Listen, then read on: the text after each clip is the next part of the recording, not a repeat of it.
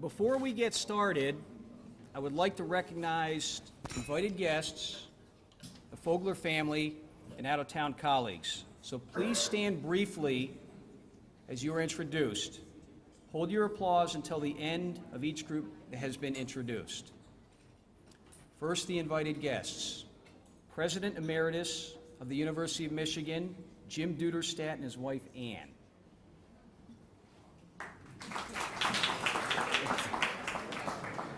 Alec Gallimore, Associate Dean of Engineering, University of Michigan. Professor Robert Davis, Dean of Engineering, University of Colorado Boulder. Professor Joe Goddard and his wife Shirley, University of California, San Diego.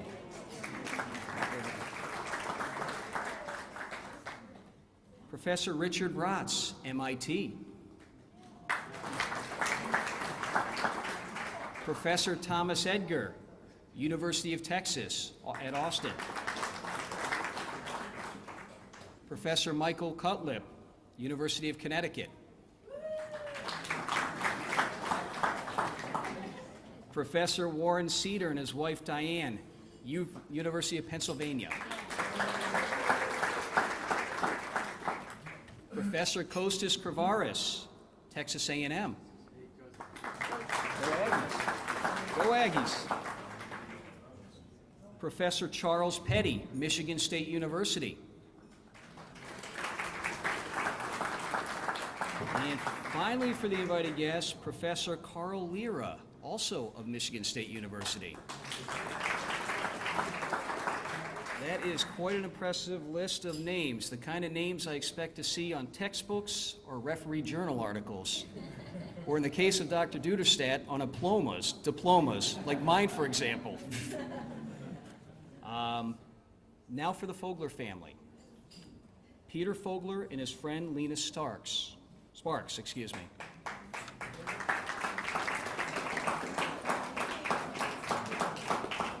Rob Fogler, his wife Kathy, and their two sons, Max and Joe. Why are you separated? I'm not sure. Christy Fogler Bellini, whose families Sophia, Nicholas, and John could not attend. And John, home with the 3-year-old and the 5-year-old, is that correct? And finally, Sally Ilian, Professor Fogler's sister.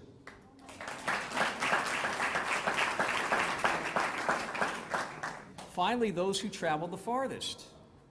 Dr. Duke Nguyen from Ho Chi Minh City, Vietnam.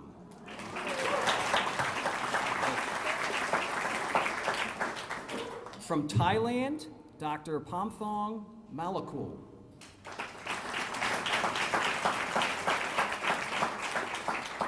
Also from Thailand, and I apologize for messing up the name if I do, Dr. Pirat Watana, otherwise known as Ann. Also from Thailand, Dr. Virapad Tatayakum, also known as Five. From South Africa, Charles Shawala and his wife, Tinswalo.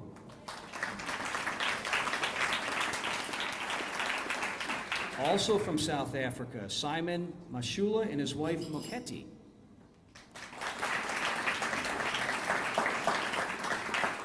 From India, K. Krishna Mohan.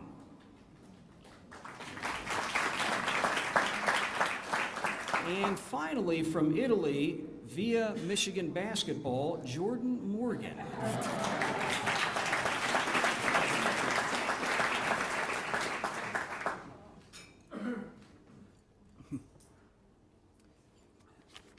Greetings to all, and welcome to the evening portion of the 25, 50, 75 celebration, honoring Dr. Fogler for his remarkable achievements in the field of chemical engineering. My name is Henry Browning, and being an alumnus of Dr. Fogler's group, it was both a thrill and an honor when Dr. Fogler asked me, along with my partners in crime, Dr. Larson and Laura, to help organize this special event. more importantly, it's given me a great opportunity to reconnect with Dr. Fogler after 20 years and spend some quality time with him, which has been very appreciative. In fact, one day in early February, I believe it was, I drove over to Ann Arbor and I spent 3 uninterrupted hours with Dr. Fogler. And he even bought me lunch. So I was feeling pretty special. And however, upon further reflection, when I really started to think about spending 3 consecutive hours with Dr. Fogler, and I factored in his standard consulting fees, I concluded that the only equitable way I really have to repay him is just to hand over my car keys, which I'll do later on this evening. Dr. Fogler, I will leave the car parked in your favorite spot, the loading zone, right outside the Dale building, with the flashers on, of course. I just hope you can drive a stick shift. And note that Carson might need a ride to the airport tomorrow. Now I want to take a step back about 30 years to the year 1985. Dr. Fogler was graduating his 9th PhD, Steve LeBlanc. Michigan native Madonna was topping the charts, or dominating the pop charts, and Michael Jordan was in the midst of a record-setting rookie season with the Chicago Bulls. Nike, looking to capitalize on Jordan's success, introduced a new basketball shoe, unlike any other basketball shoe that had ever been seen before. The original Air Jordans,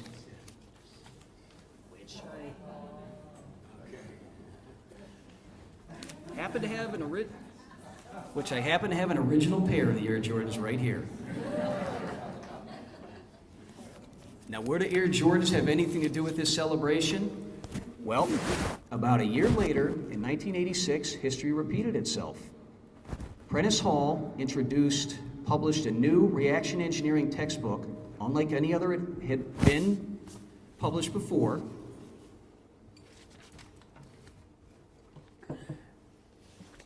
And I have that right here. And the Air Jordans, after the Air Jordans came out, they are now the gold standard. They remain the gold standard for basketball shoes today. And like the Air Jordans, Dr. Fogler's book became popular, a bestseller, i.e. the 25 and the 25, 50, 75, and continues to be the top seller, or the gold standard for the textbook, reaction engineering textbooks, even today.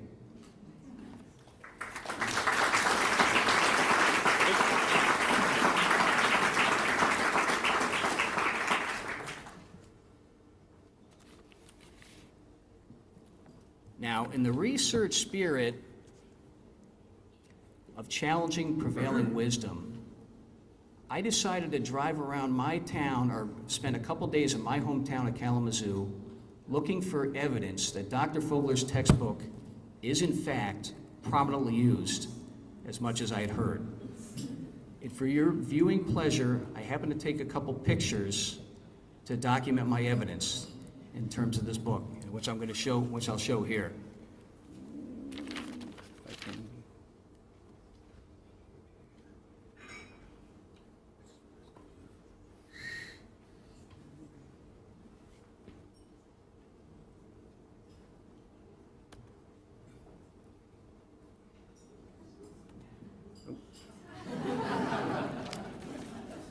When I first started, it didn't take long before I recognized I found evidence of Dr. Fogler's book.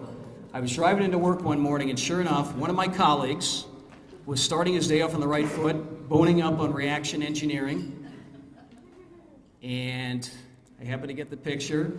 So now this picture, frankly, I wasn't overly surprised given the nature of the work we do at Pfizer. And for the record, Pfizer is the same company that sold the University of Michigan the new chemical engineering building for what amounted to a song and perhaps a 6-pack of beer. You're welcome for the building. After I saw this, I must say the next sightings got more progressively stranger as we went, as evidenced by this next. I next saw a book. I was playing golf, and I happened to catch somebody simultaneously reading up on design equations and tending the pin. Later on that evening, at Bell's Brewery, I happened to notice the bartender studying up on the Van Hoff equation while she was taking a break. And finally, I don't know what to make of this one. Two twin toddlers chilling with their sippy cups, learning about reaction engineering. So in conclusion, I concluded that yes, this book is still wildly popular, and its readers appear to be getting younger all the time. Just to finish this line of thinking, I went on to eBay to try to get the value of Dr. Fogler's book and compare that to the value of the basketball shoes. These basketball shoes on eBay start, used Air First Edition Michael Jordans start at $350, while a used First Edition textbook starts at $314. That's right, $3.14. So, in an effort to increase the value of this prized item and fulfill a 25-year-old request I've had, I'm going to put Dr. Fogler on the spot and ask for an autograph. Dr. Fogler, would you be so kind and do me the pleasure of autographing my Air Jordans, please?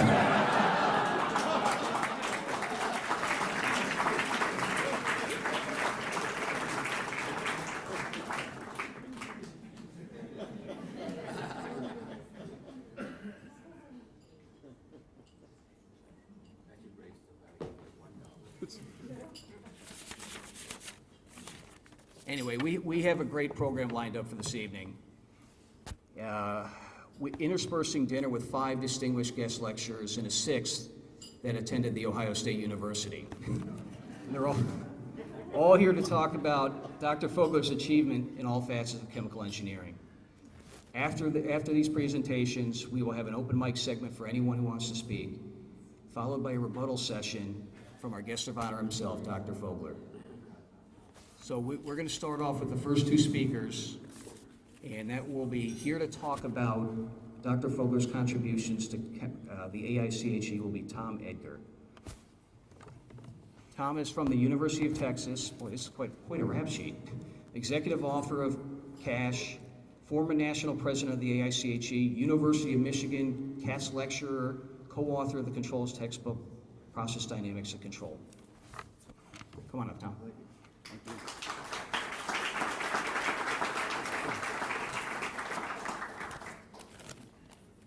So I really appreciate the opportunity to come up here and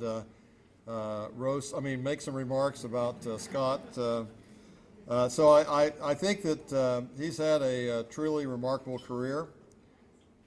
If you sort of go through, the accomplishments that he's achieved, if you list them off, he was a CASH trustee for more than 30 years. He was president of CASH Corporation. He was department chair. He was associate dean. As you've already heard, he was the author of a dominant textbook in chemical engineering. He had a strong industrial funding base and worked on really important, relevant problems in chemical engineering. He graduated many PhDs. He was also a leader in computer-based instruction. He stayed at this university for his entire career. He was a winner of the Warren K. Lewis Award from AICHE. He is today a septuagenarian, right? Look that one up on your phones. And as you heard, also president of AICHE. But he is not the only person in this room who has those attributes. You guess who else it is, Scott? Huh? You. Correct. Thank you. So I like to refer to Scott as my 75-year-old doppelganger as a result, so since we're both septuagenarians. So I asked a few people, of course I was president of AICHE back in 1997, Scott was president in 2009, so I asked some people who worked with Scott about their reflections while he was president. And first of all, he became president, if those of you remember economic upheaval that occurred around 2008, 2009, not a good time to be running a professional association. So I'm sure he had lots of difficulties that were, keeping him from being able to lead some new initiatives. But in fact, he did lead new initiatives. He started something called Kimmy on Demand, which means a way of people to pull up information, have lectures and other educational material that would allow them to learn about specific topics that were relevant to their practice as a chemical engineer. That is basically now become the AICHE Academy. And as Maria Burka told me, who was president of AICHE in 2011, that everyone at the time told Scott this will never work, it'll never happen, and through his perseverance it actually did happen. So I think that's really a great result that Scott was able to achieve. But he didn't stop there. He helped get the what's called the Kimmy car competition rolling, which is basically maybe our equivalent of what the mechanical engineers do for solar energy cars and other things, but it's a really clever idea that's really become very successful. He was also responsible for getting new awards launched. He restructured the awards committee of AICHE, and he also instituted new fellow requirements. So he accomplished really a lot more than most people are able to do. So June Wispeley, who came in as executive director about the same time that Scott did, really views Scott as a visionary and someone that really accomplished a whole lot while she was there. And he had one other trait that she said was really important, which was that he restored civility to the board. So apparently the board was fairly fractious before then. So that was really, I think, a great accomplishment.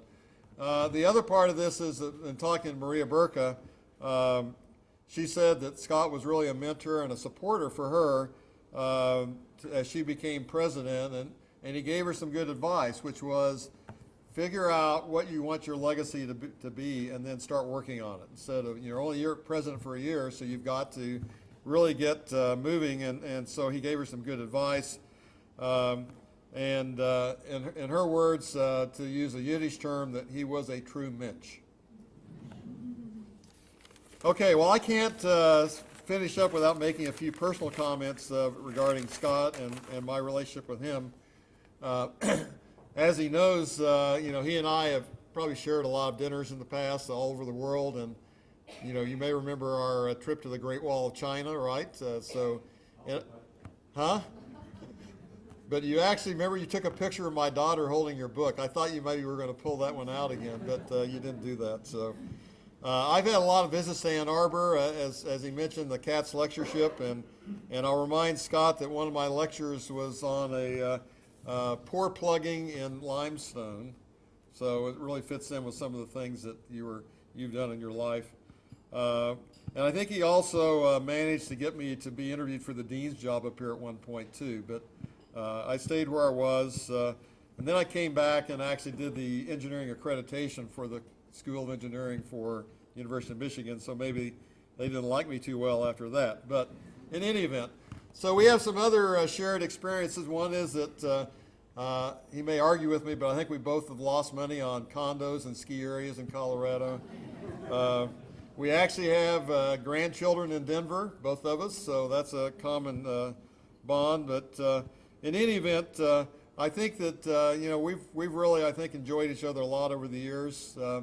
One cynical remark that could be made at the end of your career was made actually by someone that Warren and Scott and I know fairly well, named Ernie Henley, and his comment was, well, at the end, all that's left is debris.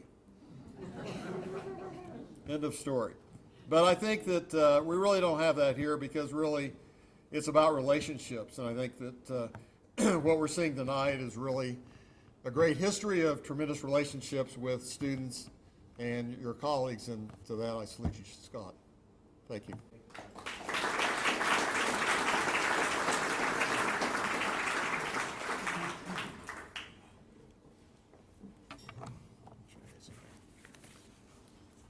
Our Our next speaker is Charles Shawala, and he's going to speak about Professor Fogler's contributions to the South African Initiative. He was the inaugural intern from Witwatersrand University, Johannesburg, December 1995 to January 1996. BS in Chemical Engineering, MBA from Witwatersrand, and CEO Vanin, is that Atimo Consulting? Is that right? I can't pronounce it. So, Charles, please take the microphone.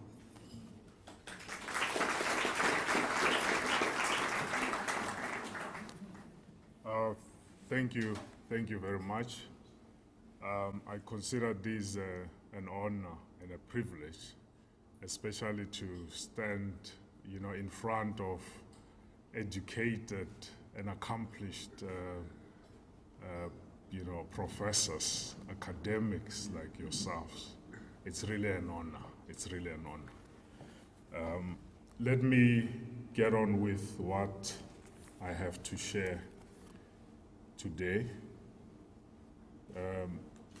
I just want to start off by greeting Professor Scott Fogler, his beautiful wife, Janet Fogler, a companion for many years. The Foglers, professors from the University of Michigan, and the president of the University of Michigan, professors from other US universities, professors from universities outside the US, the alumni, and the current student of Professor Fogler's program. Ladies and gentlemen, my name is Charles Shilo, as I've already been introduced. I'm not used to this sort of, and maybe the question to answer is, why is it that I'm here? In 1995, I was the first student to participate in Professor Fogler's exchange program with the University of Witwatersrand in Johannesburg. It was really an honor for me at the time, coming from rural part of South Africa. It has been a life-changing experience.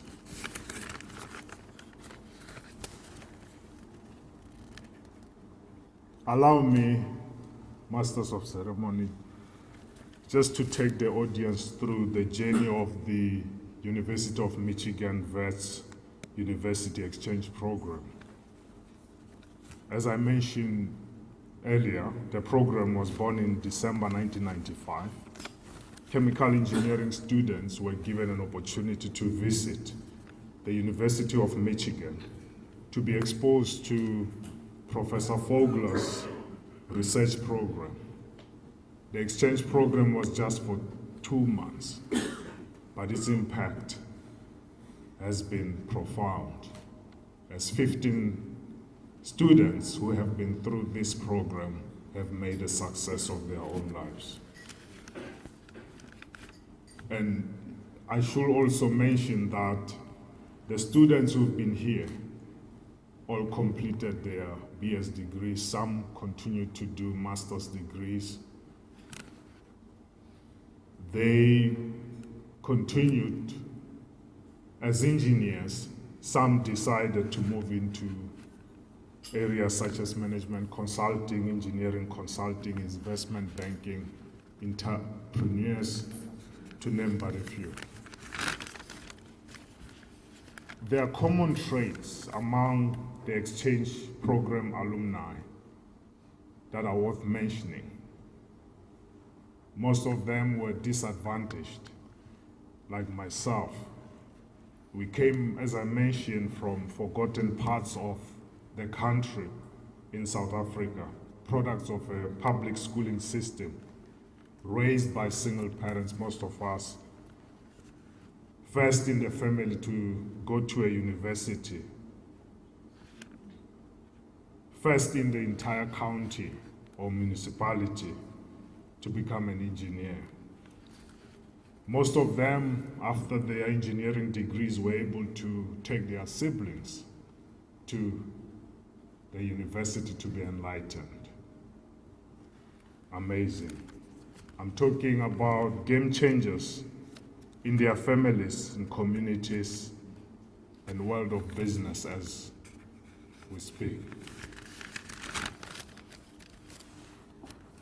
These individuals are game changers who will have remained a pipe dream. I would have remained a pipe dream had it not been for the vision of Professor Fogler to make a difference in the lives of people he didn't even know. Maybe to put it into perspective, let me give you some of the careers that these individuals have pursued or designations. We have technical executives back at home who have been through this program, technical managers, design engineers, executive directors, non-executive directors, and social activists who are giving back to communities to make the same difference that was made in their own lives. And on behalf of the alumni, as I mentioned, I'm not the only one, 15 others who couldn't be here. Only myself and Simon Mashala, who was introduced earlier, were able to make it to this special occasion. We'd like to express, Professor Fogler, our heartfelt gratitude for the immeasurable contribution you've made in our lives. The sort of contribution that has changed the course of our history, not only for us, but also for our children and their children's children. This talk, in honor of a great man, will not be complete if I do not mention the professors, distinguished professors from the University of the Witwatersrand, who ensured that this program received the support that it deserved. There are two professors that I would like to mention in absentia, Professor Diane Hildebrand and Professor David Glasser, who supported the initiative that Professor Fogler had come up with. So, ladies and gentlemen, may I request that you give a round of applause to these two professors in absentia.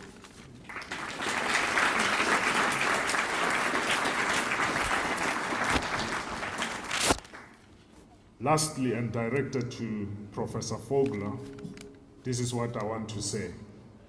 May you continue to be a beacon of hope to the less fortunate, and I pray that God blesses you and family for the contribution you've made.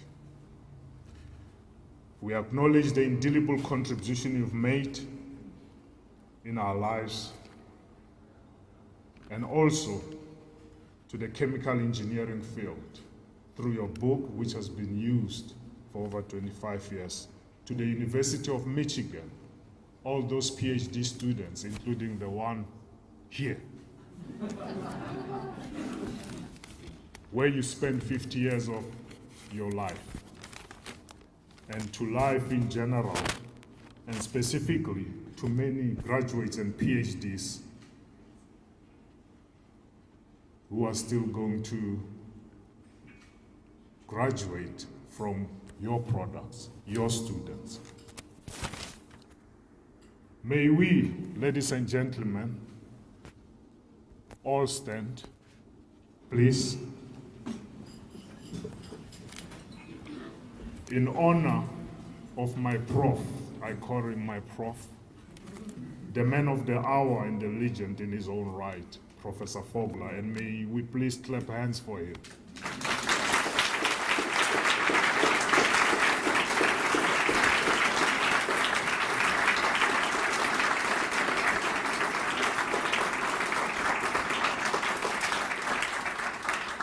Thank you. Professor Fogler, just in closing, I just want you to be aware that your name will resonate through generations to come.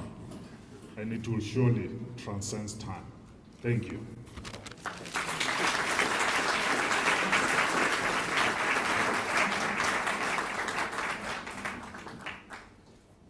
Will Simon Lee please come up?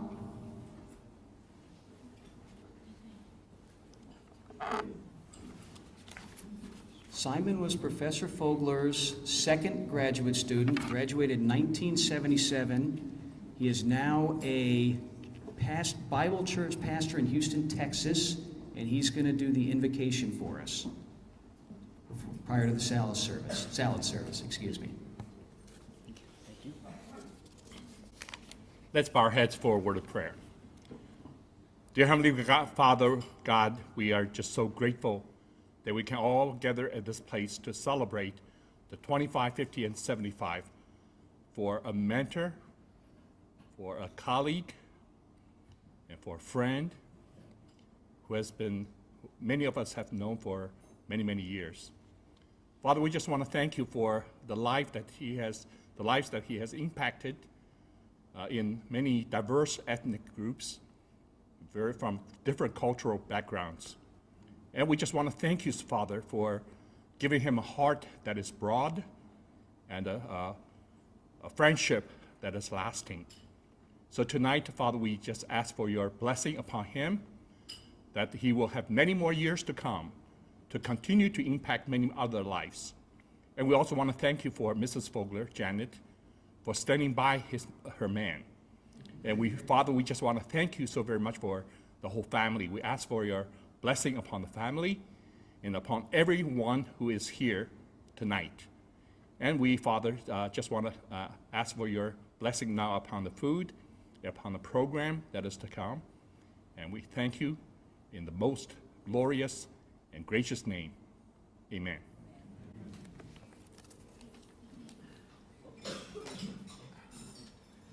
Thank you very much. Good evening, ladies and gentlemen, and Sawadee Krab. It's my pleasure to be here, and thank you very much for inviting me. It's an honor for me to have this opportunity to give a presentation on behalf of Chulalongkorn University. I know that I have limited amount of time, so I decided my slide very well. I will have just one slide about me, one slide about the college, and 6 slides for Scott, which is 75%. Good number. About me, yes, I came to Michigan in '93, and then I finished my PhD in '99. I have several precious memory. One of that is that my daughter was born here. That is Pan Pan.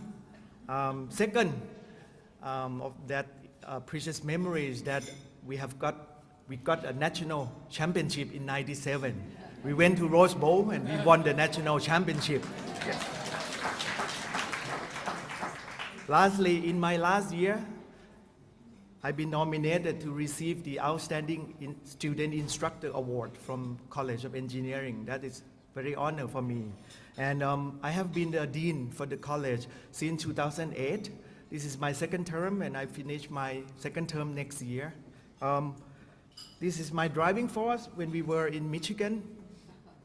And now my daughter is 19 years old. She's in Switzerland in culinary arts. She loves cooking.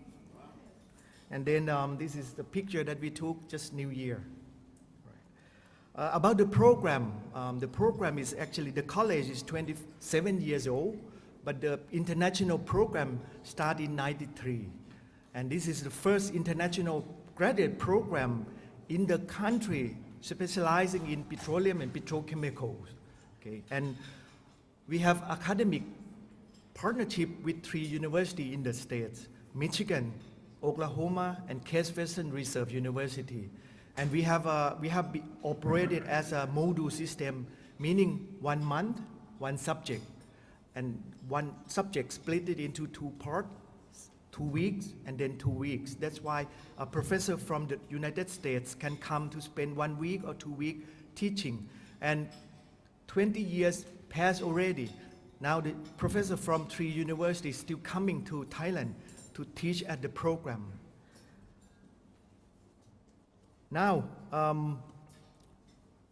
from 40 students back then, 20-something years ago. Now we have 300 graduate students, 200 master, and about 100 PhD. We have graduated 21 classes. That means about 1,300 MS and about 150 PhD. We have been ranked #1 in Thailand, highest output in the country. And now we have collaboration with many places, university and institution and company all over the world. Now, the main part of my presentation, Scott's contribution to the Thai program. The first one is, of course, teaching reaction engineering course. It's been a significant contribution that one could come for 22 years continuously. So he started this course in 1993, and back then, I think this is a very big impact to the student, especially Thai students who have seen the one and only Scott Fogler, the one who wrote the book, the very famous book that not so many people around the world can have chance to meet him personally. So this is an honor. So many class of the students have seen. You don't look at the numbers of students, maybe look at Scott from the past till now. And then you can see his book is one of the excellent book that everyone loves, and he loves to take pictures of his book everywhere in the world. And this is if you've been to Thailand, this is the world famous floating market. See, he's reading textbook along the canal. Not only human, also cobra love his book. And the secret is that who took the picture and the picture, where the picture has been taken. Of course, Bangkok, Thailand. It's in the snake farm, not so far from my university. So my life there, taking care of Scott is become very dangerous because I have to take him to snake farms and then take the picture with the snakes and also these movies, okay? Apart from the chemical reaction engineering, he's also teach problem solving since 2009. So there's a lot of students and people from industry coming to take the course. And he also gives the certificate to the student and the people from industry. When I put the picture together, I just see the difference between these two pictures. One he's looking at the camera and one he's looking at the girl. I'm sorry, it's just coincidence, I hope I don't put you in trouble, okay? And apart from teaching, you're also supervising students, and a good number, 50 till today, okay? So 50 students have come to the lab and spent valuable experience in Michigan. So these are the pictures of the students. Some of them are in the room, Dr. Five, Dr. Ann.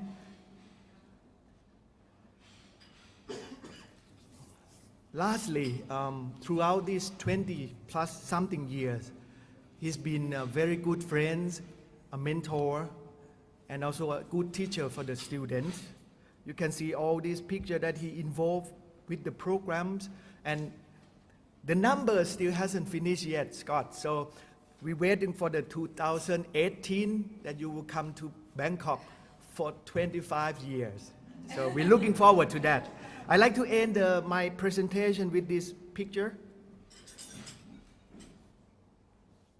And I have this picture framed, and I love to give it to you right now.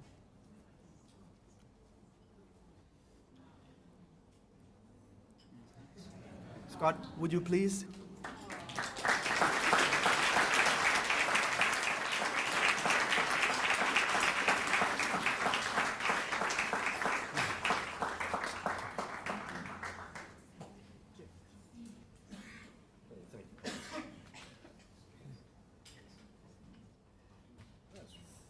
Taken yesterday.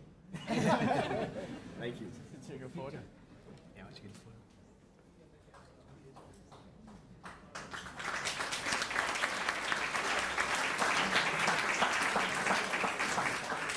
Thank you very much.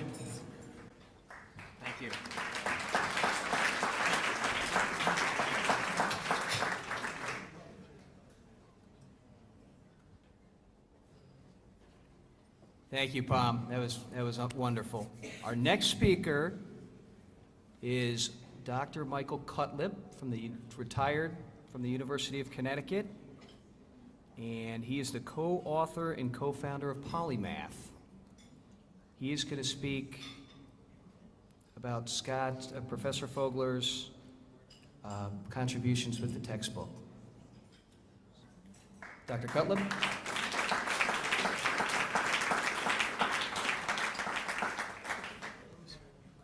we close that down? Just close this down? I just want to put some. Oh. Well, it's an honor for me to be here tonight. Scott's been a longtime friend and colleague, and we've done many adventures together. I'm also from Ohio, and I went to Ohio State, so it's really nice to be accepted at the University of Michigan. I also wonder what's happened to your football team. I mean, come on. Wait till next year. Ohio State had a pretty good year last year, right? And I taught at the University of Connecticut, and we play basketball pretty well. My wife and I go to all the games, and we've won 10 national championships in 21 years for the women, and we won 4 men's championships. So basketball is quite something for us. I'd like to make a quick suggestion, if I could, Scott, for the titling of the celebration that we're having here. We have 25, 50, and 75. I want to put 53 in there.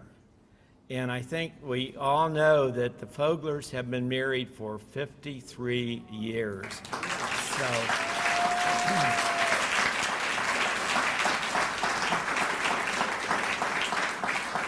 and I was just talking with Janet, and I knew some of this, but the first book that Scott wrote, she typed it with one of the old mechanical typewriters and put in the equations. Sorry? You're stealing my rebuttal. Oh dear. Okay. And she did this with 3 children. Okay. So over the years, she's been a most supportive wife and person, and she's an author of her own, on her own right. So maybe Scott can respond to that. I'm going to take you to some things that perhaps you haven't heard before.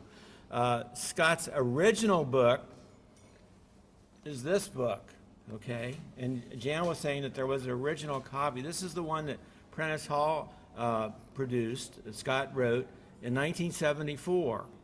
And it was a program learning book, and it was actually very innovative because the students would have to, there were frames here where the students would have to actually write derivations or answer questions in this book. And so it was a programmed learning book, okay? This started us on a trek together in things that we developed. And one of the things was that I had gotten a major research grant from Control Data Corporation, which at that point was a very big company in computers. And they had what's called the Plato system, which is computer-based instruction developed at the University of Illinois. Well, I convinced Control Data, along with a friend, to have a major research grant to do a computer-based course in chemical reaction engineering, and this was the resource textbook, okay? And as we were doing this development of this course, and Scott's book fit right in with that. This was very innovative at the time, actually. And we decided that we had a need for making numerical calculations. And so within Plato, we were then allowing students to solve equations, differential equations, nonlinear equations, and doing regressions, things of this type. Not very many of them, and it was kind of slow, but it was the beginning of what we'll call the Polymath software. It wasn't called Polymath at that point. Now, I also neglected to tell you that Scott and I go way back in our relationships. We were both graduate students at the University of Colorado. I went in '64. Scott, did you arrive in '62? Okay, Scott was already there when I arrived, and that's where we got acquainted, and we've been collaborating, and we've been friends, and we've been doing things together ever since. Well, back to this numerical package called Polymath. Scott was a trustee of the Cash Corporation, as Tom Edgar has pointed out. And in 62, I became a trustee. We have 2 meetings every year. And so Scott and I would get together either at AICHE meetings or at Cash trustee meetings. And I kept saying, Scott, I like your book, but you've got to start, and he had published his first edition at that time. I like your book, but you've got to get into numerical problem solving. And I have this problem solving software that you can use. And hence, we started a relationship where Scott used Polymath in his book, and the essentials, the elements of chemical reaction engineering. He's had 4 editions now. The first one was, what year, Scott? 86, right. About every 8 or 9 years, he has a new edition, and he's working on the 5th edition. This may be a new record in chemical engineering to have a 5th edition of a book. It has gotten to the point where it is essentially used by about 80% of the chemical engineering market in chemical reaction engineering. So that's a tremendous accomplishment. Along with the book, he provides the authors and the students with a CD-ROM, which has a lot of additional materials which are extremely innovative. They're requiring the use of the computer and doing simulations. They're doing what-ifs. He has a lot of extra problems. It's full of resources for faculty members, and it's extremely well explained. It's extremely well done in its coverage of the materials, and it's all a part of the hard work that Scott has put into it. And just in closing, it turns out that my wife is a graduate of the University of Colorado as well, and we have a commonality in liking to go places, and so we've done some vacationing together. We always keep in touch. So he's a friend, he's a colleague. It's something that our families get together. It's a really enjoyable experience to interact with Scott Fogler, who we're honoring tonight. So thank you very much, Scott, for all you do.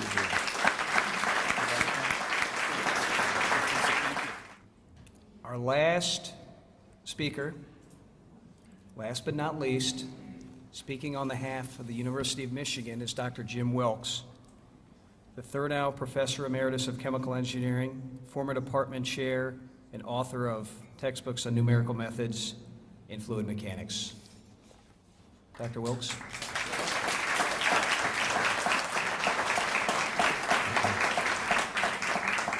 Thank you. First of all, can you hear me? Yes. Okay, thank you. Scott, Jan, your family, Mr. and Mrs. President, and my friends, I feel honored and humbled to be asked to speak for our department this evening to applaud Scott and Jan. I've known the department for a very long time, 60 years, so I can say that today is a great landmark in our history. The only 3 comparable events that I can recall are, first, the retirement of Don Katz in 1977, second, Brymer Williams' retirement in 1983, and Scott, I'm not suggesting for a moment that you're going to retire. Sorry about that, Jan. And third, our centennial celebrations in 1998. And thank you, Sharon Thatcher. She's here tonight for helping to make our centennial so successful. All of us admire Jan Fogler. Since she first arrived in Ann Arbor, she has been a very good friend of my wife, Marianne, and myself. She's been a great supporter of departmental events. She's always cheerful and gracious. Witness the reception that she hosted at her house last night, and which Mary Ann and I were privileged to attend. Jan, thank you for everything.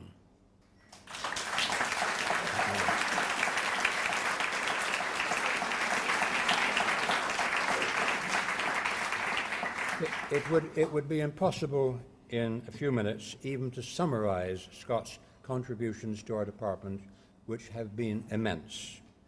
And you can judge from the symposium this afternoon the great affection that his students regard for him. Instead, I have just two messages complimenting Scott, both historical. The first is tinged with sadness, the second with gratitude. First, Scott's dedication to Michigan.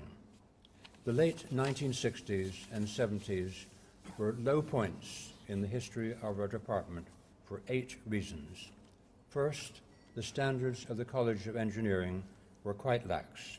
Second, in 1971, our combined department, Chemical and Metallurgical Engineering, split into 2, much against the wishes of many of our faculty. Third, the first chairman of the new Chemical Engineering Department was in office for just 8 days before departing for a position in the Nixon government. Fourth, serious folks, serious. Fourth, the resulting search for a new chairman was somewhat prolonged and polarized the faculty. Fifth, East Engineering was 50 years old and the labs were becoming very dilapidated. Sixth, we had an absentee dean who let things slide further. Seventh, the state of Michigan was in poor financial shape with little money available for equipment and particularly raises for junior faculty. Eighth, during the decade from 1962 to 1971, there was an incredible number of chairmen in the department. In fact, 5 chairmen in just 10 years. Such was the lackluster environment in which Scott was establishing his work. 8 good reasons why he might depart for greener pastures, and he was certainly not short of good offers. But Scott did not leave. He kept the faith and realized the great potential of Michigan. And the situation did improve very rapidly, in fact, when the absentee dean was finally absent and left, and Jim Judestat succeeded him as dean in 1981. Make no mistake, the department is thriving again, and this year we have a large and record number of doctoral students choosing Michigan and coming later in the year. Scott, you remained loyal to Michigan. You quickly brought your research, teaching, and service to a very high level. And as they say, the rest is history. And for that, we thank you.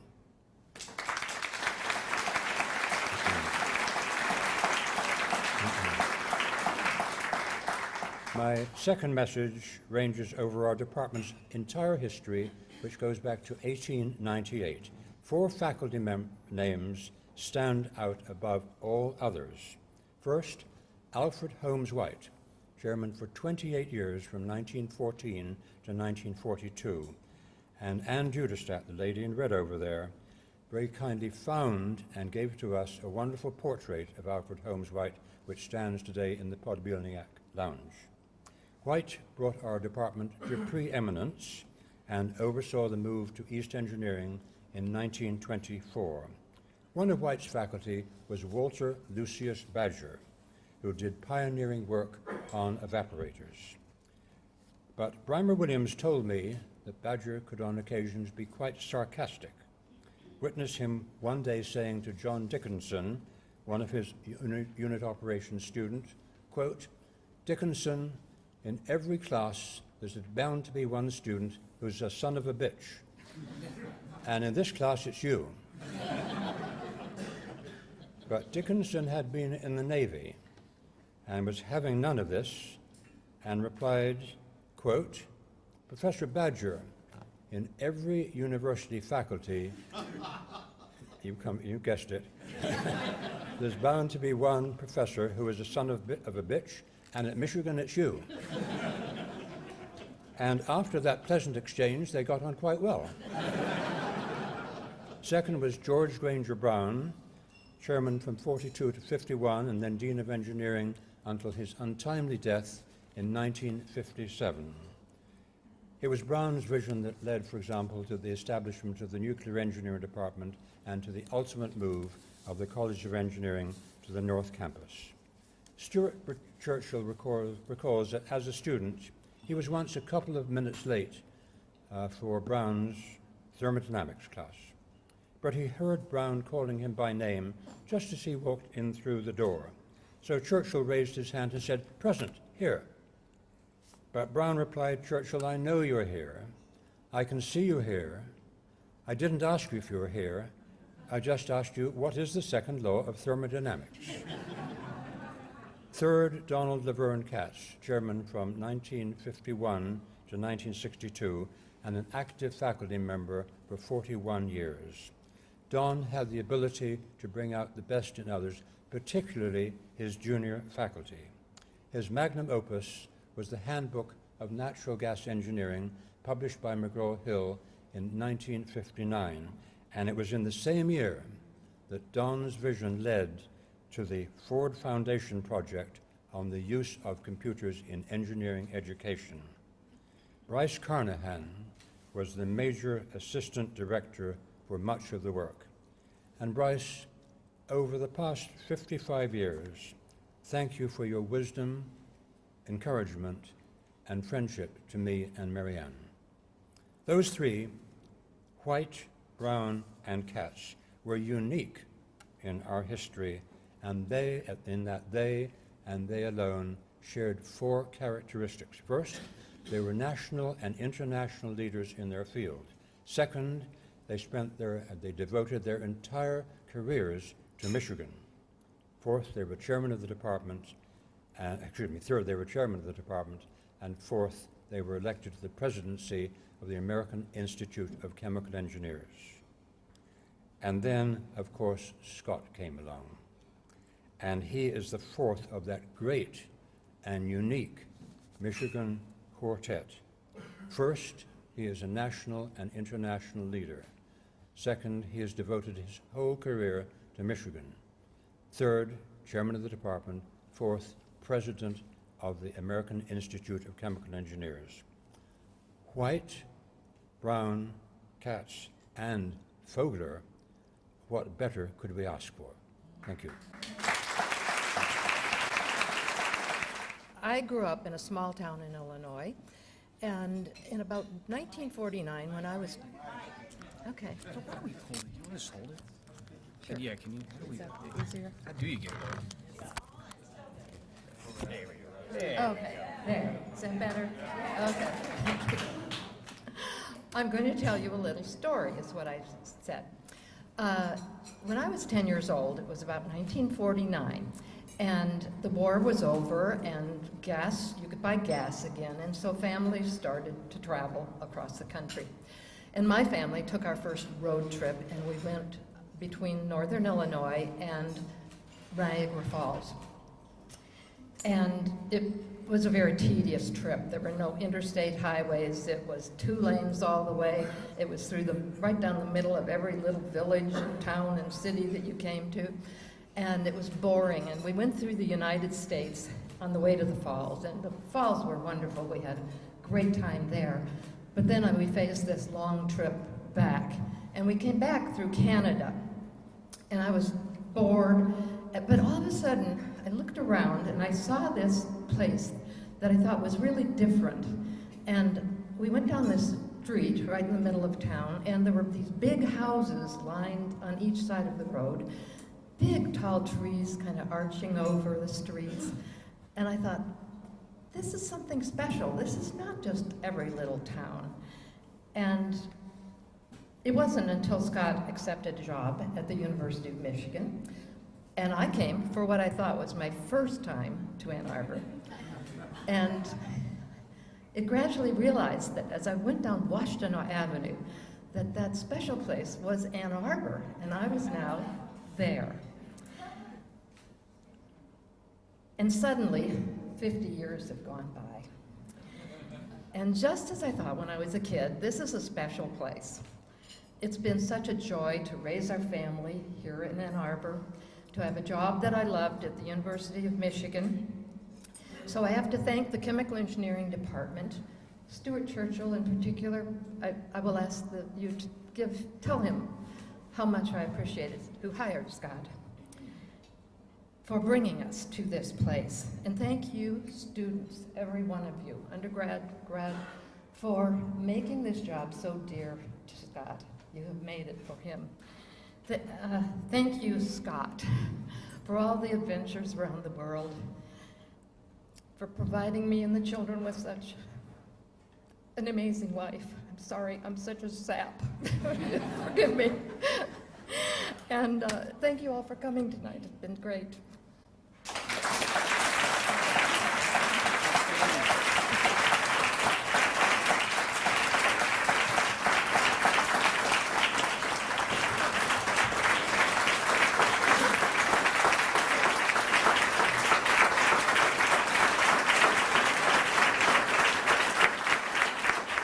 Neil Reagan graduated in 88. Yes, The floor is yours. I know. Thank you. Hello, everyone. Good evening. Hi. It's great to be here, to catch up with friends, meet new acquaintances, and to celebrate the legacy of Professor Fogler. But unfortunately, I'm not here. I don't come here to praise Fogler, nor do I come to to roast you. I'm here to say a few words about the great woman behind the great man, his wife. I'm going to add on to what Michael Cutlip said. 50 years, he said 50-year anniversary, great accomplishment. My first thought was, for his students who've been with Professor Fogler for 5 years, we know how difficult it was to just keep up with you. So 50 years, wow. That in itself is an accomplishment that deserves it.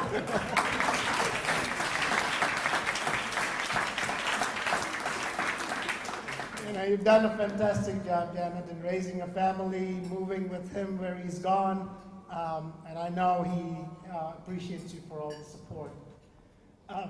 While we're adding numbers, I think we should add another 25 as well. Mike talked about adding another 50, so I'm going to add another 25. So 25, 50, 75, 50, 25 is a good ring to it. That 25, is very similar to the first 25. Because as we celebrate Scott's book, Janet wrote a book in about 25 years ago, if I'm not mistaken. 1988 was the first publication. And it was a very apt book. It was about improving your memory, how to start remembering things that you're starting to forget. And she's dedicated her life in terms of service. She's been a clinical social worker at the geriatric center at the University of Michigan, and she's also, from a learning perspective, she's been on the board of directors for Osher Lifelong Learning Center. So I think the concept of learning and service are really good themes in the Fogler household. So your kids, you should do that as you grow up. Okay? I know Scott appreciates you a lot and thinks very highly of you. And in his book, one of his books, he has said a dedication in honor of you, saying thank you for your companionship, thank you for your sense of humor, and thank you for the support through the years. But the other thing I also heard recently, that he thanked you for improving his writing skills. Okay. And he's nodding his head. So then it got me wondering, all the research reports that we sent in as drafts that came marked, yeah? Improve this, and rewrite paragraphs, and I have to do 2-3 times without knowing what he wanted. I'm wondering how much of that, Janet was doing.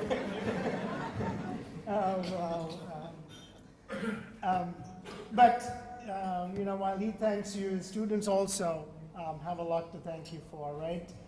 Because in general, as many of you know, Scott always came to every morning excited, happy person. And for those of you who have experience being married, you're happy only if you're happy at home, right? You come before only if you're happy. So Janet, thank you for keeping him happy. So in closing, I'm going to share a quote from Alexander Cabal Smith, which is part of your book, and it really resonated with me. It goes like this. Our minds, our heads are small, but they're full of memories. As the sky may be full sometimes of swarming bees, thousands and thousands of memories, of smells, of places, of little things that have happened to us, that come flooding to us and remind us of who we are. And I'm sure on this occasion, as many of us have come here and as we've spoken to each other and for myself, it's brought a flood of memories of the labs, of the people, of the places, of the group meetings. And we thank you for it. You know, I'd like to thank you for the memories that you've created for us for a lifetime. So thank you, Janet, and thank you, Scott.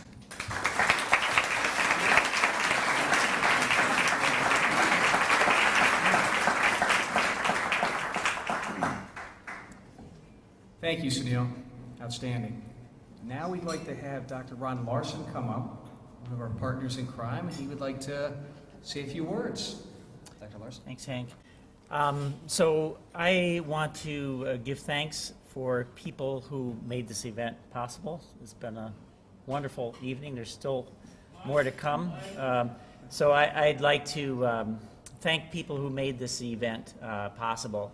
And I'll start first with Mark Burns, the chairman of the department, who invited me to be involved in this event and provided support in a number of ways, quite a few ways actually, and I sent a number of emails to him with requests.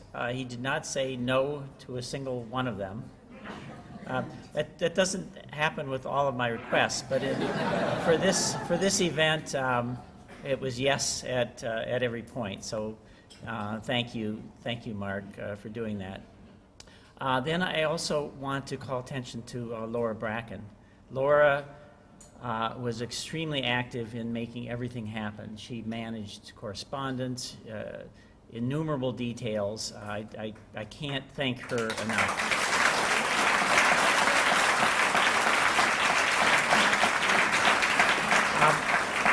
And I want to dwell a little bit longer. Laura has worked with Scott since 1983, I believe. So that's 32 years. If you think of the 50 years of Scott's time here, just try to imagine, if you will, how much Laura has contributed. There's the book editions that were being processed. I'm kind of guessing here, but I'm probably pretty good guess.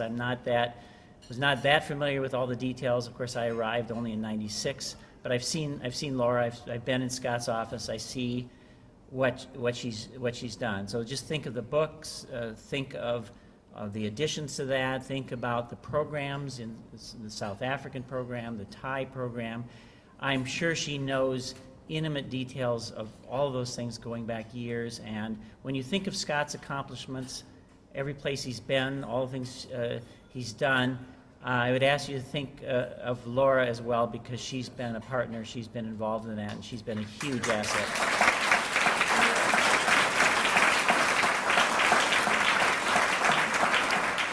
So thank you, Laura. I also want to thank Hank Browning. He's been phenomenal with this, taking care of so many details and enthusiastic. Actually, Scott was a little bit leery about having Hank jump in because he was wondering how much rebuttal he would be forced to take. But Hank has actually been pretty tame so far. So, anyway, we all really appreciate the amount of effort that Hank has put into this, and just the tremendous enthusiasm and how well he's managed it. So I offer him applause, please, for everything he's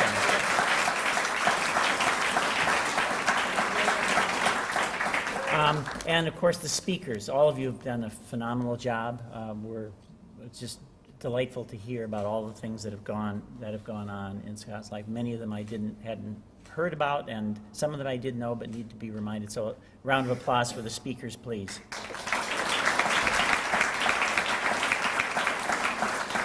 And finally, for all of you who've attended, it's really, words cannot express what it means to have people from all over the world, so many of you, coming so far, such distances, so much commitment. It says volumes about Scott and about you and your loyalty to this place, to Scott, to everything that you've experienced. And so thank you for making this event what it is. Thank you so much.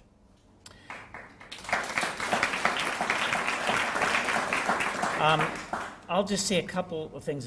Scott's life has been covered thoroughly. I'm just going to say a couple of things. This is of course, the 25, 50, 75 event. We've heard about Scott's book and the huge impact that it's had, the languages that it's been translated into, and so forth. Scott's 50 years here and how important that is, that loyalty. Of course, Scott is 75 years old. My wife, when I have talked to her about Scott, she would say, "No way, he's not that old," and she tells me that basically she thought that he and I were about the same age, and I don't think that's a compliment to me, but it certainly is for Scott. So Scott has a very high level of energy. He always has, and I don't see that much slowing down. So. I expect to see a lot more from Scott in years to come. A comment about his textbook. So I've heard two numbers connected with it in terms of price. Carson Thompson told us that in 1988 he had to pay $67 for Scott's book. And then we heard just tonight that you could buy it on eBay, the first edition, for, it was like, what, $249? $314. I'm just baffled because this morning I looked it up on Amazon, and they had an original used paperback version, and it was for sale for $2,475.97.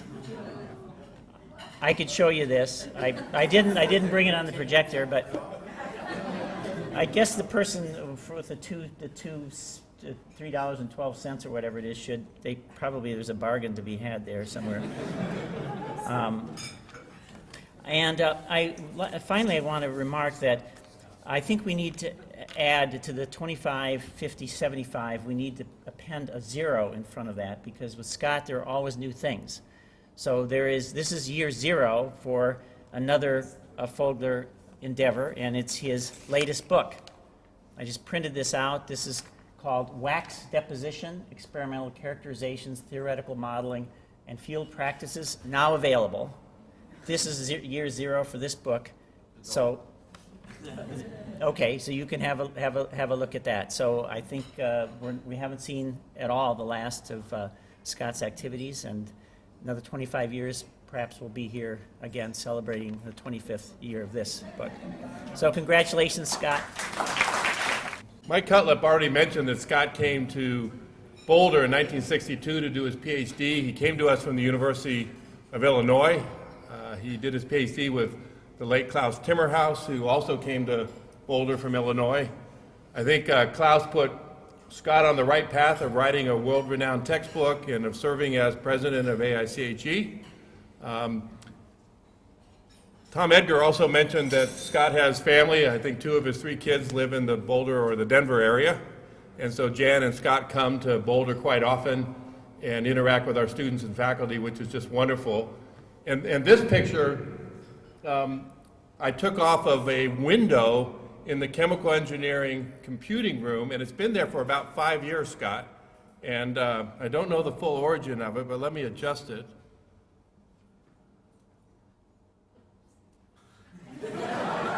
And you probably would think that this is Photoshop, but I don't think so. I mean, certainly the book came out long after Scott lost all of his hair, but when he comes to Boulder, he takes on a new persona. It's sort of the Boulder persona, and this is Scott Fogler in Boulder. And we just want to thank Scott for being one of our most illustrious chemical engineering graduates and wish you well and Jan well and your family well. So thank you.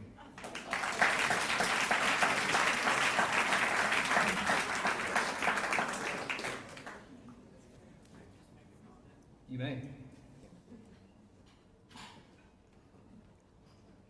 Carol, you want to come up? Just a quick comment. One of the activities that Scott was heavily involved with was the ASEE Summer School that was held in Boulder in 2002. And he and I were the co-chairman, and Rob Davis, the dean at Colorado, was very helpful. I think that was probably one of the most successful summer schools that we've had. I don't remember the number, but it's something like 90 faculty and about 50 instructors and people coming to give workshops and everything over a period of a week in Boulder, Colorado. Everything went well except it was a hot summer and the dorms were kind of overheated. But other than that, it was an extremely successful endeavor, and a lot of it goes to Scott Fogler. Just one of his many activities in support of general education in chemical engineering.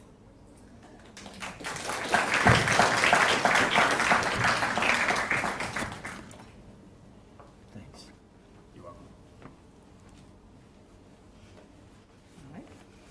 Carol Yeager Hawkins, 1971 graduate from the University of Michigan undergraduate. Yes, absolutely. The floor is yours. Thank you. Last evening, I was privileged to explain to Dr. Fogler in person that he is the person most responsible for Nye not dropping out of chemical engineering. Thanks to the beginnings of the textbook in 1969, when it was nothing more than a pile of program handouts, when he walked into our class and said, "I don't like any of the textbooks for reactions, we're going to write one," and proceeded to use the members of my class and the subsequent classes in reactions to develop the textbook. There was something about the program learning format that spoke to the little gray cells in my brain and made me realize that chemical engineering was where I belonged. That semester was the only semester I was on the dean's list. I graduated in 1971 and spent 38 years as a chemical engineer, retiring in 2009. Many of you heard a more detailed version of this story last night at Dr. Fogler's home. And then I promised that there would be a part 2 to the story so that you would show up tonight. Part 2 of the story involves my family. In 2003, my son David enrolled at the University of Illinois as a chemical engineering student. I was really surprised because he had toyed with a number of careers that he would actually admit to people that he was going to follow into his mother's career. That's not something you hear very often.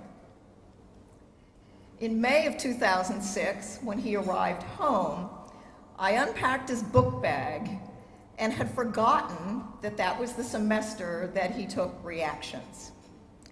Lo and behold, I pulled out of his book bag the 4th edition of Scott Fogler, and it weighs 4 pounds.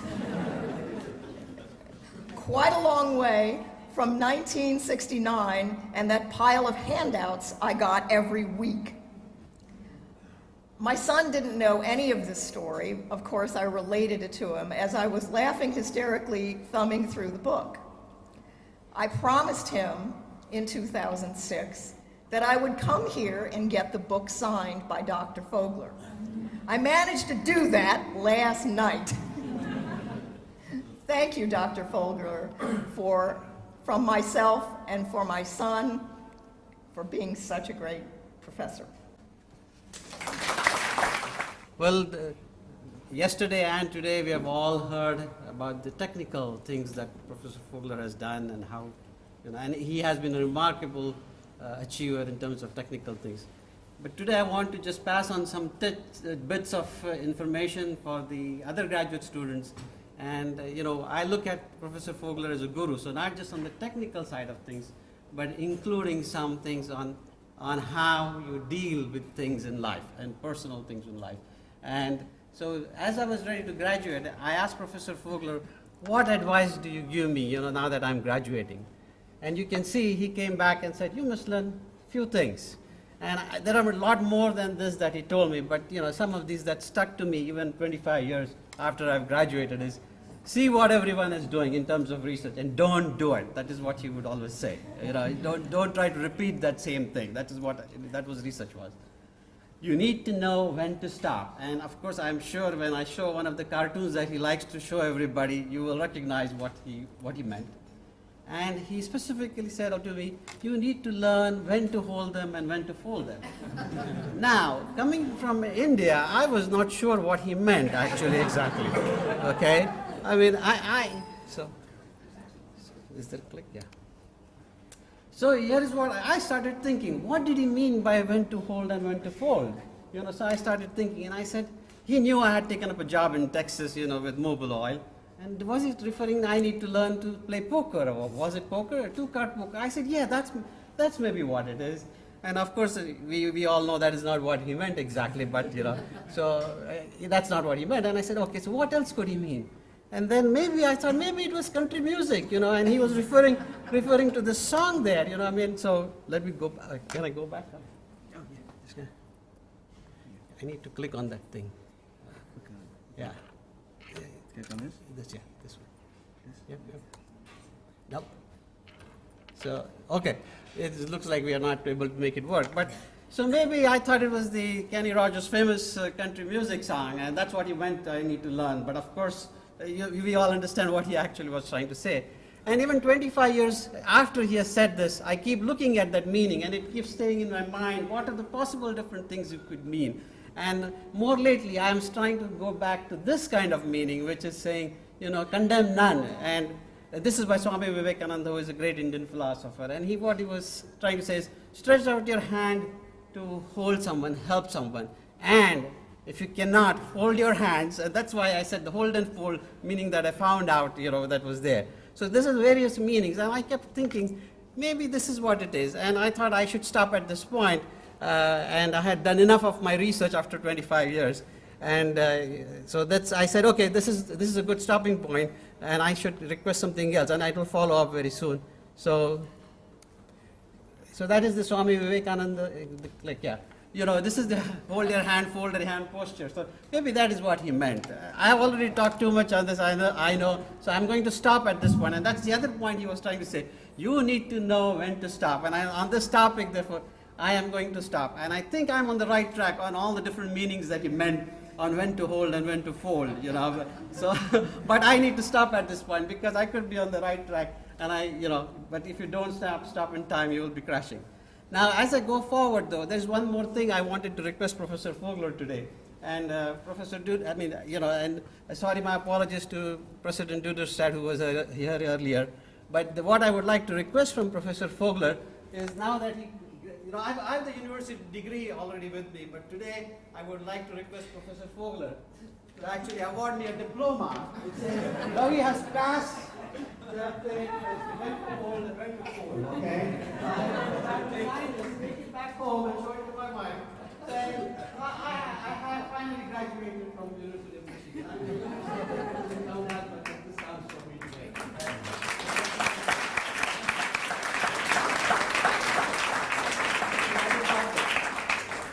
So that's yeah. So hold on, but there's something more I wanted to add quickly.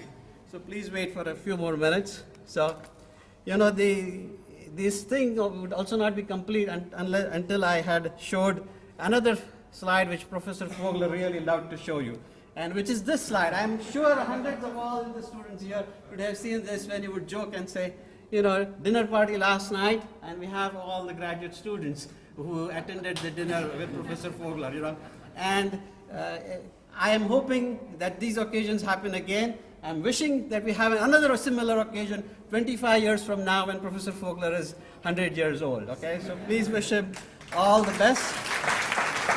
Yep. And so, as I said, this wouldn't be complete without these slides. And as a rebuttal of ours, I have a cartoon made out for Dr. Fogler in honor of his 25, 50, 75. Take a very close look at it, and you can see what he's trying to do there. He is not planning to retire anytime soon, obviously, because if you look at that, it says retirement planning at 101. So gentlemen, so we will have another similar party 25 years from now. So I have brought this cartoon to give Dr. Fogler. What I would like to do is leave it with Laura, and please sign it at the back, for Professor Fogler. So that's my 5 minutes of this. Thank you. Okay, so as many of you know, I am Scott Fogler's son, and I think it's important that I represent a little bit the generation that grew up with this book.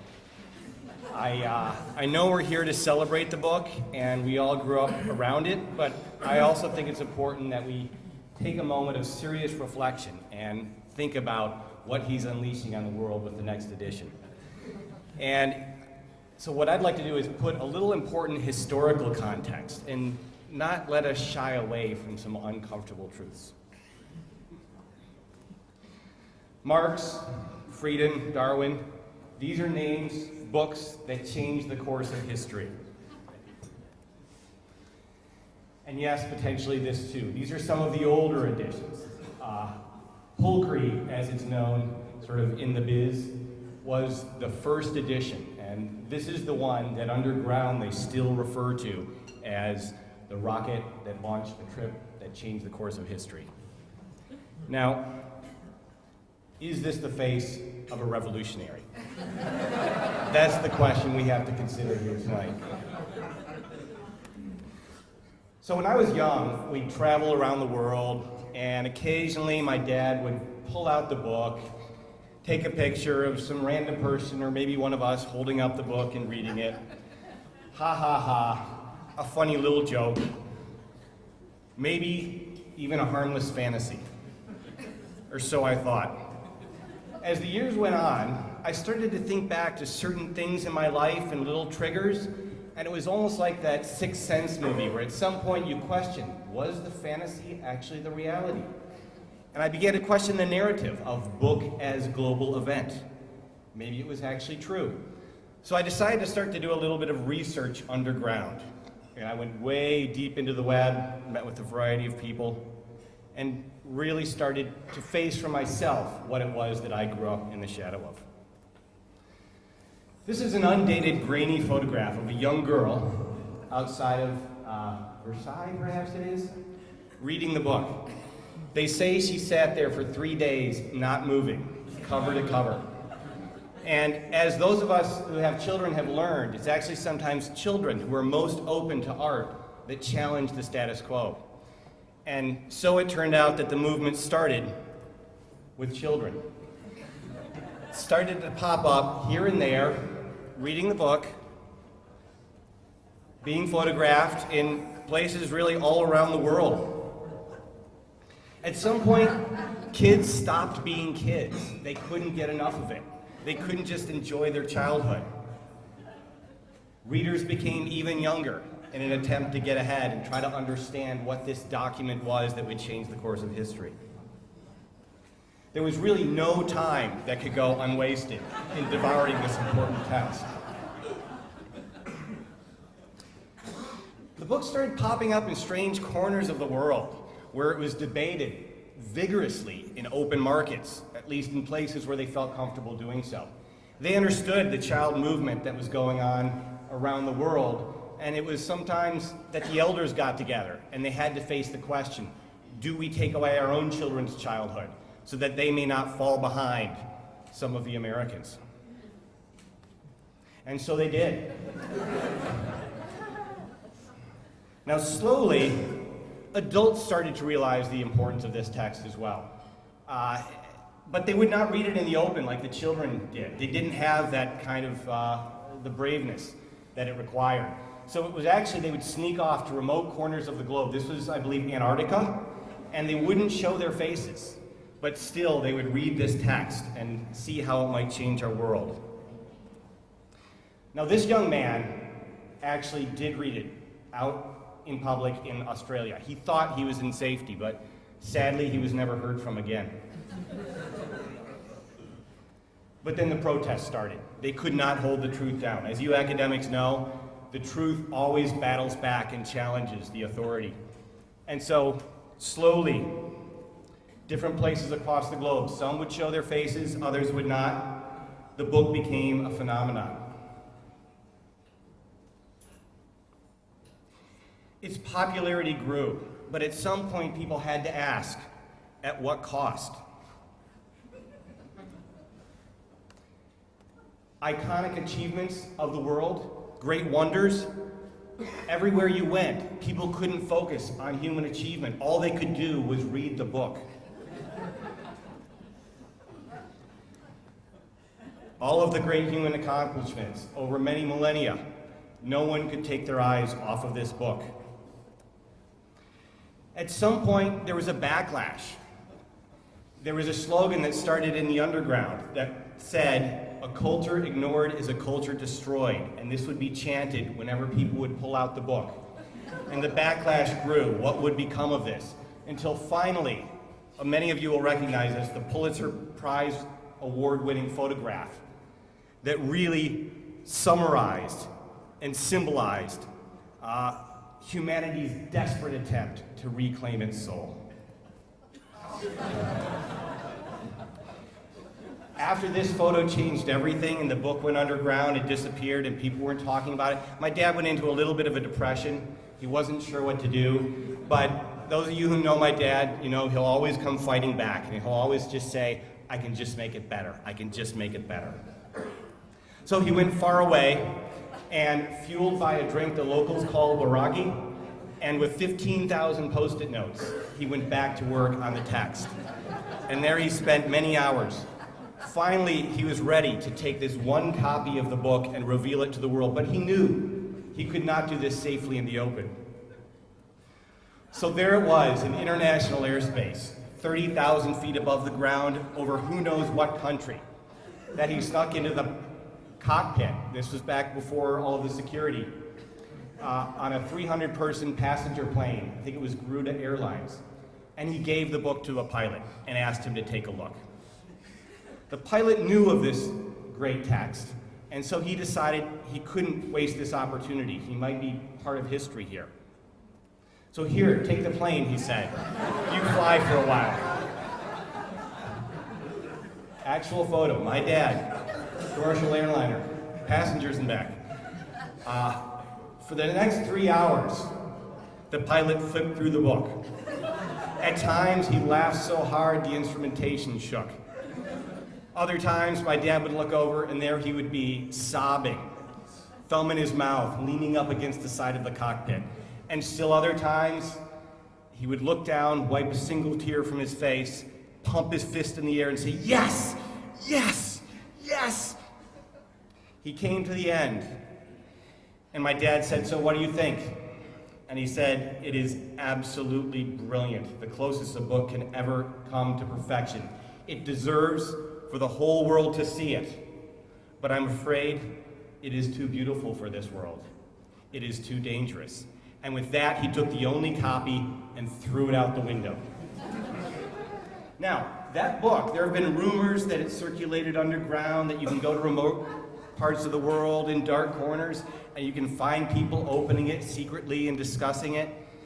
There have been rumors that dissidents have been taken out and questioned about this book.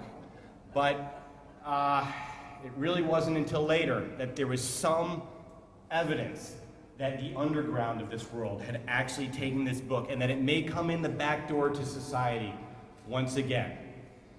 And so the following picture may contain some disturbing imagery, but I issue it as a warning to what this book could do to us if it comes back through the underground society and we're not vigilant about it. So I'll just leave you with this photograph, and let's be careful, and may God have mercy on us all.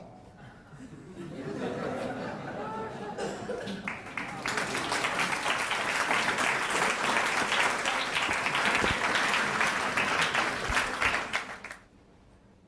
name is Matt Miller, and I graduated from Professor Fogler's group in '94.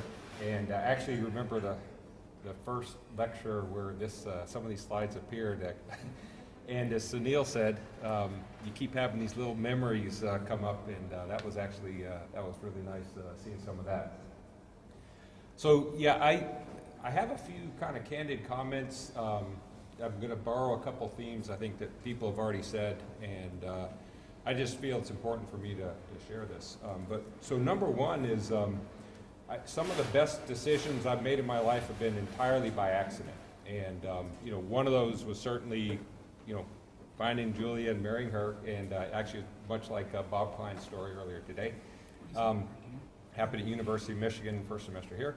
The second one, honestly, was being fortunate enough somehow to join Professor Fogler's group. And I say that because, not only was it a fantastic educational experience, but if you're in the group, you understand completely that there's something very personal about the group. There's something very strong about the bond that forms between the people that are in the group, and it was fantastic. And so I want to thank you very much for being more than an educator, being more than an academic advisor, and helping me have a successful career and so forth.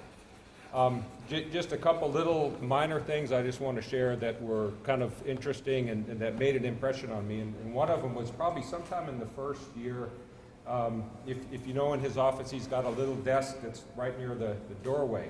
And you would come in, you'd kind of sit at the desk with him, and he would work with you and kind of help you understand a number of things. Any decent graduate student should know. But the thing that really made an impression on me, honestly, is that if an undergraduate student even showed the slightest hesitation walking by the door, he would immediately stop, come on in, and they'd have his full attention, and he would help them with what they needed help on. And that it actually really impressed me that he felt so strongly about the educational process, felt so strongly about his students. That anyone who needed that help at that moment, he was going to give it to him. So that really made a strong impression on me. The other thing is that one of the things that I think I certainly gained a lot of value from were the experiences that he would put you through in the group. And some of these were difficult. You become accountable for and responsible for taking care of some grant application or making a presentation to one of the affiliates groups who were tremendous, and others were quite fun. And one of the ones that we had recently that I recall, happened a long time ago, but I recall it like it was yesterday, I guess, is Professor Fogler took me to one of these SBE forums in Colorado. This is a favorite place, I guess. And the forum was in Snowmass, I recall. And there were three things that kind of stood out about it. One was he took me to my first rodeo, literally. There was, we went out there, and to me, again, this was part of the experience, is that, you were not just a student that was, some accessory. You were part of his experience, and he was going to share things with you. And so we went to this rodeo, and there, it was a fantastic experience, and got me on a mechanical bull, which I was pretty frightened of. Still have the picture somewhere. Got me riding that, so I really enjoyed that. Second, actually, is, and I just remembered it sitting at dinner at this table here, is we had dinner with Mark Hefner at this thing in a fantastic restaurant up on a mountain ridge.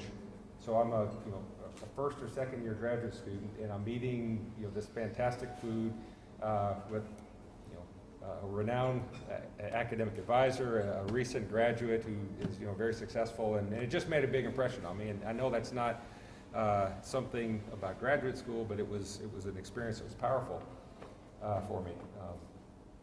And then the third thing was, if you've ever driven with Professor Fogler, you may relate to this, but he was, we were driving around together, and one of the places is that he took me to his condominium, which I don't precisely remember where it was, but you had to go over some mountain passes.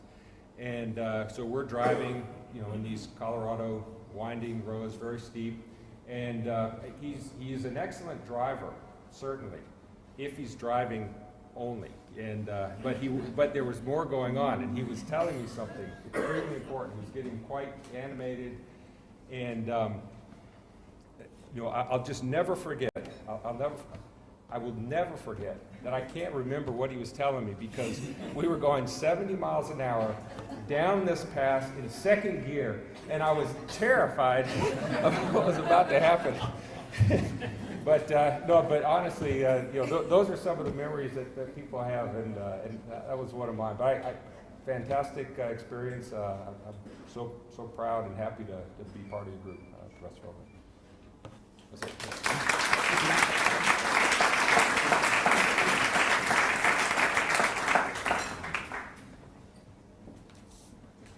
Jason?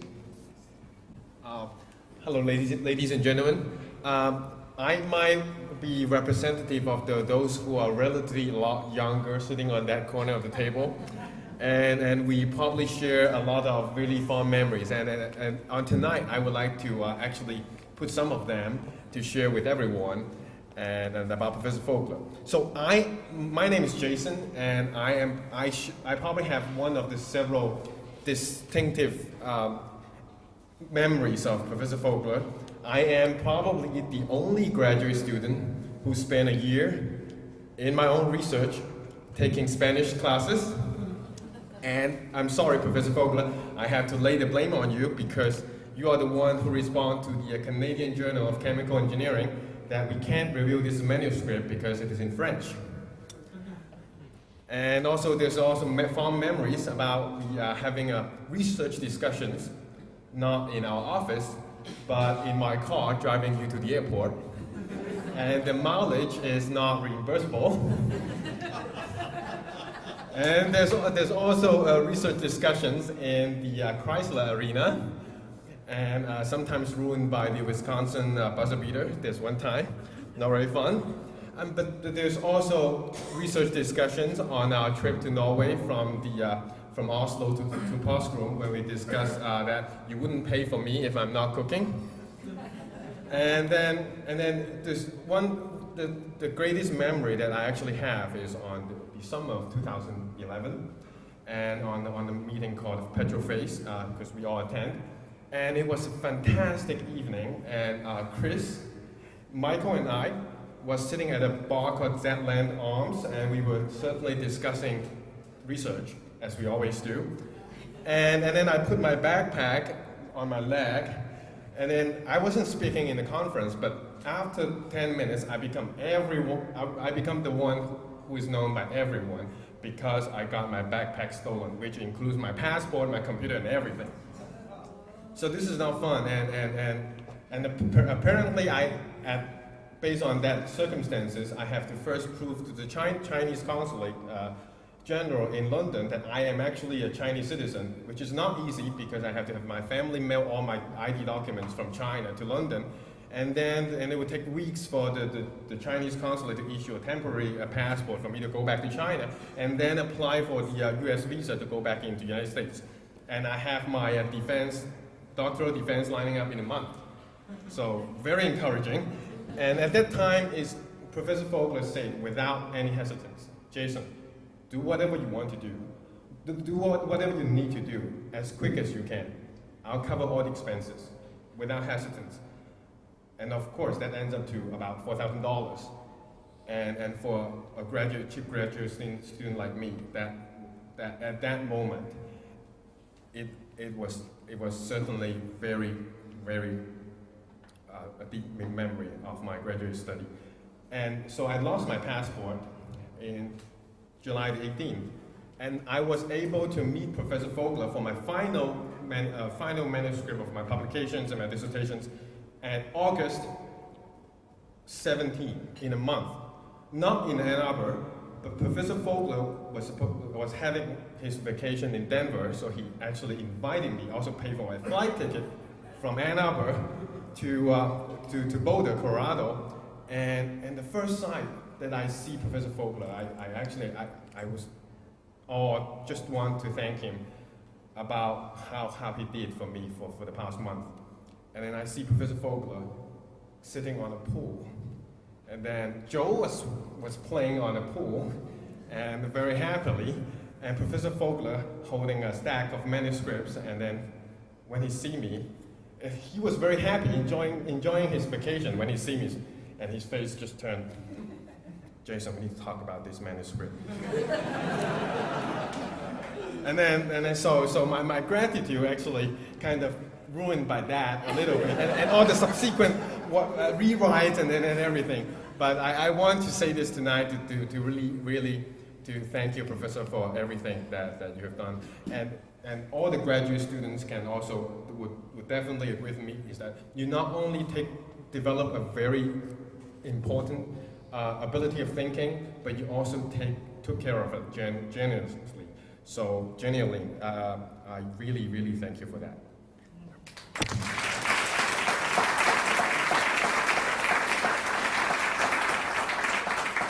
Just in the spirit of not, we want to get Professor Fogler, the guest of honor, on here before it turns 10 o'clock.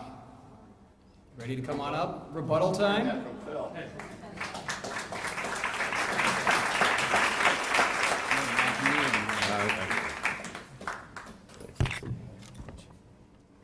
Well, being a professor at the University of Michigan is really a fantastic experience. Why? Two main reasons. The brilliant undergraduates you get to teach that make it so much fun. And second, the outstanding graduate students that we recruit. And that's due to many people over the years that have done this, from Bryce to Bob Ziff to others. But it's been truly a wonderful experience. Now, I'm sure there are many things that would have prevented us from coming here tonight, but two stand out in my mind. The first was the decision made by my parents in 8th grade. Because of my dyslexia, it was suggested that I take the shop course instead of the college prep course. And any of you that received an email from me, you know about the dyslexia. Or did you just think I was dyslexia? I got that switch too. But did you just think I was a bad speller? And also, I think since I have difficulty working in the shop, what a tragedy that would have been if I'd taken that path career. But nevertheless, my parents put me in the college prep, and I went on to the University of Illinois. My senior year at Illinois, I had Max Peters for graduate reaction engineering. Max was offered the deanship at the University of Colorado, and I followed him there and to work with Klaus Timmerhaus. I don't believe I could have gotten a better education and grown more professionally than I did at the University of Colorado, anywhere in the world. And I think Colorado still, today, has that underlying current of developing their students during graduate school. After graduation from CU, Stu Churchill made me an offer to join Michigan. I accepted, and I came here for 1 year, and only 1 year because I had an ROTC commitment and I got a deferment. After that first year, I was assigned to Fort MacArthur in San Pedro, California. Now comes the second event that affected many of my graduate students except 4, that you wouldn't probably be here tonight. During my time in California, I offered to teach a graduate transport course at the UCLA Extension. So I taught an evening, took leave from my Army time, and taught a graduate transport course. Now, you had to have 10 in the course to have the course go. So we had 10, but only 9 had paid. And it came to the fourth time that there was one freeloader. And if that freeloader didn't pay up, the course would have been canceled. So at the break time of the 4th session, I took him down to the registrar and I said, I think we have to pay some fees here. He paid the fees and the course went on. Now, why is that so important? Well, 4 people in that course were from Chevron Oilfield Research. At the end of the course, they asked me to teach that course on lab. I took more leave time and taught it once a week. Oops, push that up a little bit.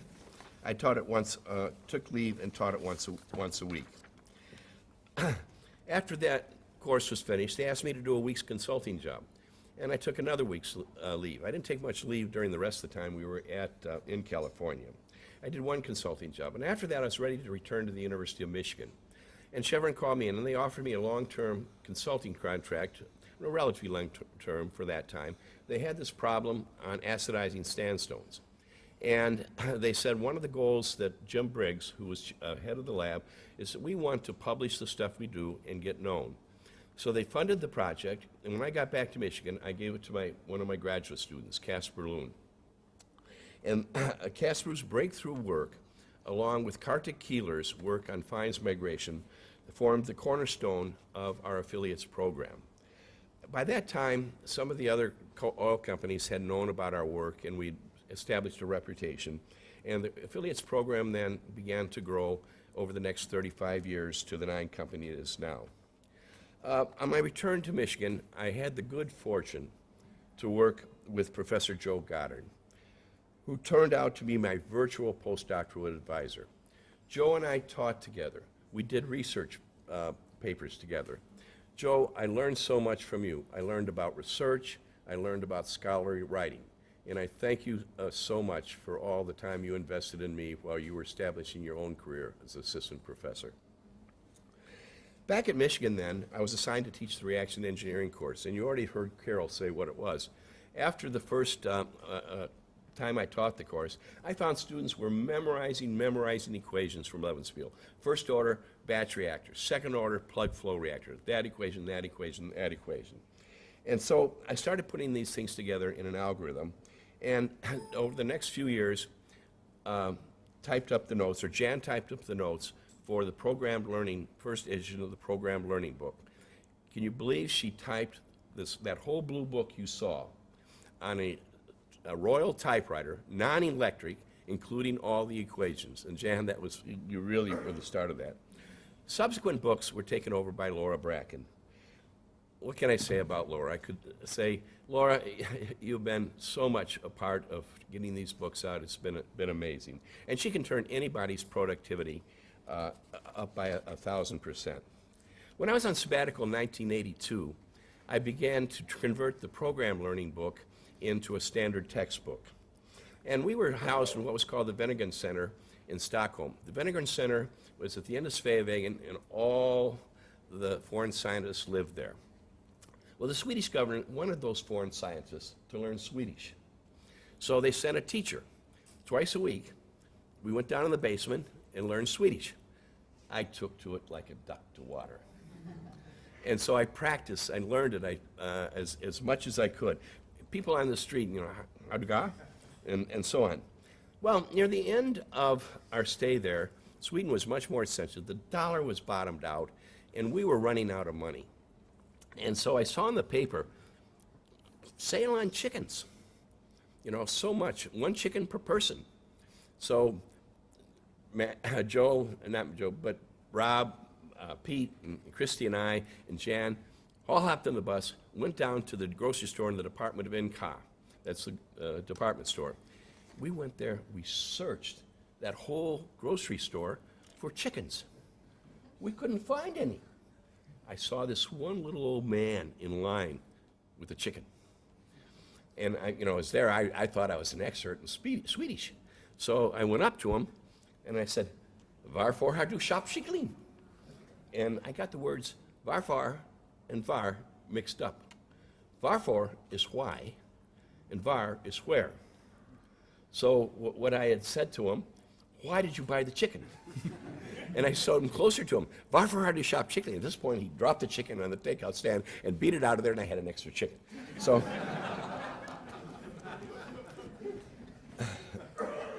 I've had really the good fortune. I'm sorry Jim had to leave, but I've had served under excellent administrators.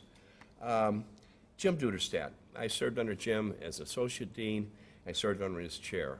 And he was fantastic. And his motto was, give people what they want and get out of their way. Don't try to macromanage.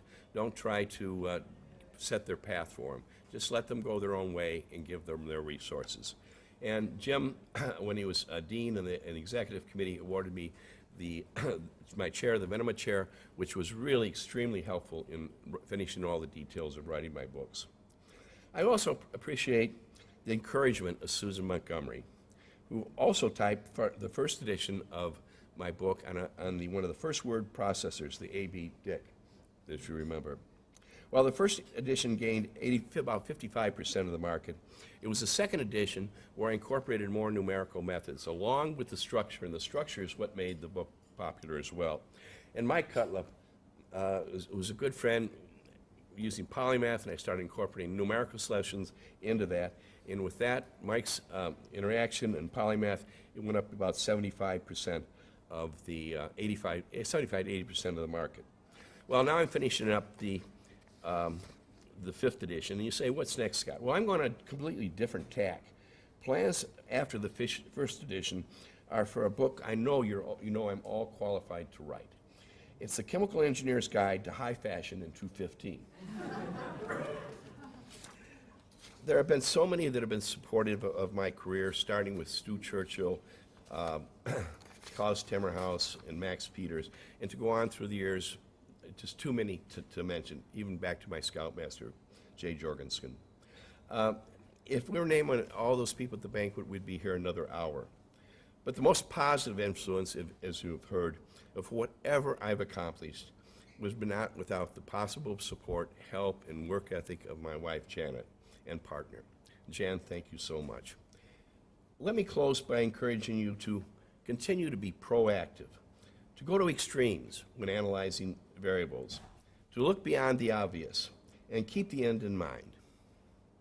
I'm so proud of each and every one of my PhD students. Thanks for putting up with my faults, my irritability. You have brought such joy to my life in working with you these years for your PhDs. Thank you so much.